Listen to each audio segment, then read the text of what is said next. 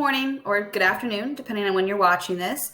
My name's Lauren Wagner, and I'm going to talk to you a little bit about the ability to name a charitable beneficiary on a retirement account at your death. So in addition to naming individuals, which is always an option, as an IRA beneficiary, you may, if you choose, name a charity to receive those funds at your passing. So who would want to do this?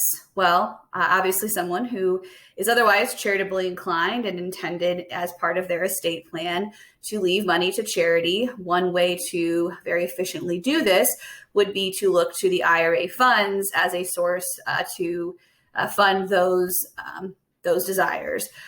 This is beneficial to your remaining heirs and other assets in that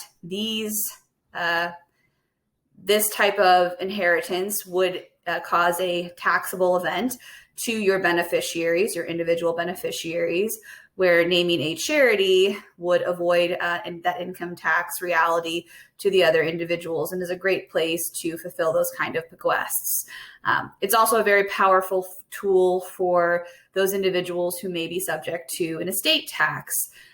Meaning that if you were to be over the estate tax exemptions, which under current law are very, very high, $11.7 million per person, that you could, rather than have all of that be taxed to your estate, go to your heirs, have a taxable asset, could name a charity to receive those and receive a charitable deduction on your Form 706 and avoid the 40% potential estate tax on that asset. How to do this?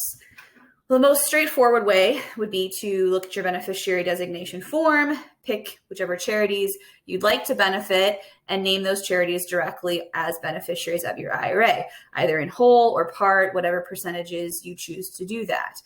You could certainly name a charity to receive some percentage of the IRA assets, and then you can continue to name children, spouses, other individual beneficiaries to receive the remaining portion of your IRA. Another option would be to utilize your existing estate plan structure, so a revocable trust, naming that trust as the beneficiary of the IRA, and then utilizing the terms of the trust in order to point that IRA money wherever you may want it to go. One of the benefits potentially of using this sort of structure is the ability to have your intent be clear, to have trustees have some sort of discretion potentially over where the monies would go.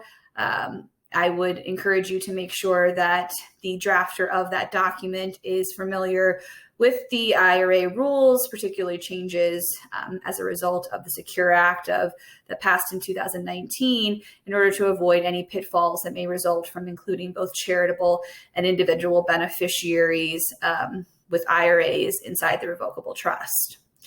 The final option would be to consider using what's called a CRT, or a charitable remainder trust, again, in light of the changes to provisions related to retirement accounts under the Secure Act. There is the potential ability to create, in essence, a stretch that no longer exists under that 2019 law by utilizing a charitable remainder trust. So much more details on those last two options. So if this is something that you're interested, I encourage you to work with your estate planning professionals, tax professionals, attorneys, financial advisors to come up with the best option for you. And of course, to benefit those charities that are near and dear to your heart. Thank you.